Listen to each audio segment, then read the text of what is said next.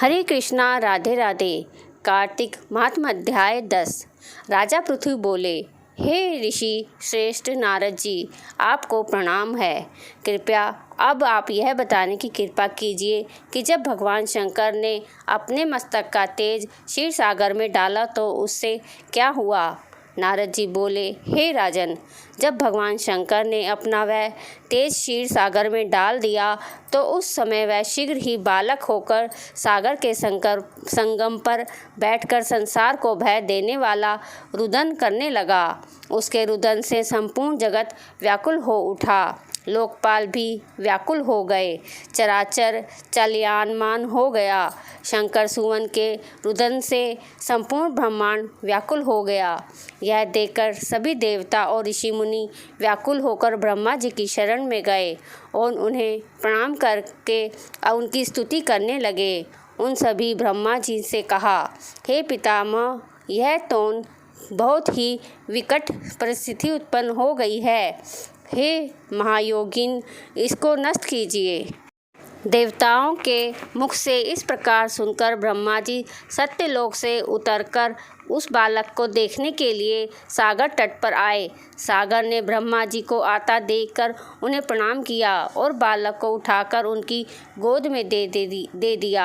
आश्चर्यचकित होते हुए ब्रह्मा जी ने पूछा, हे सागर, यह बालक किसका है? शीघ्रतापूर्वक कहो।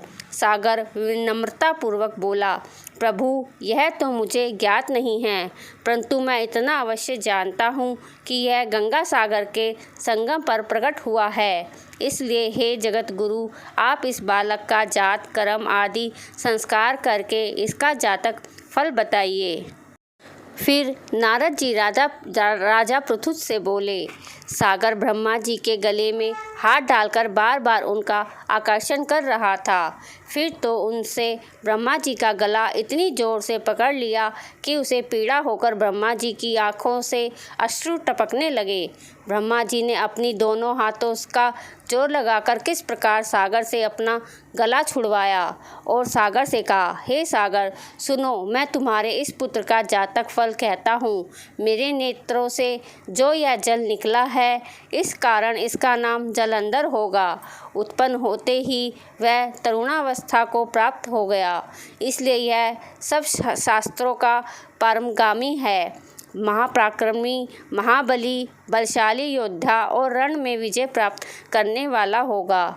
यह बालक सभी दैत्यों का अधिपति होगा। यह किसी से भी पराजित न होने वाला, भगवान विष्णु को भी जीतने वाला होगा।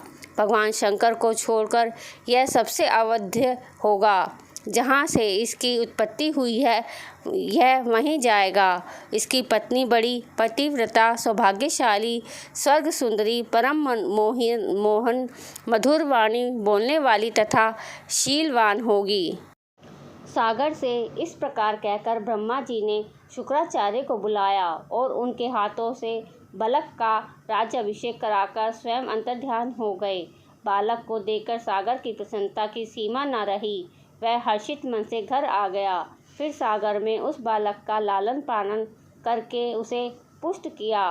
फिर कालनेमी नामक असुर को बुलाकर वृंदा नामक कन्या से विधिपूर्वक उसका विवाह करा दिया। उस विवाह से बहुत अमर उत्सव हुआ। श्री शुक्राचार्य के प्रभाव से पत्नी सहित जालंधर दैत्यों का राजा हो गया। बोलो विष्णु भगवान की जय।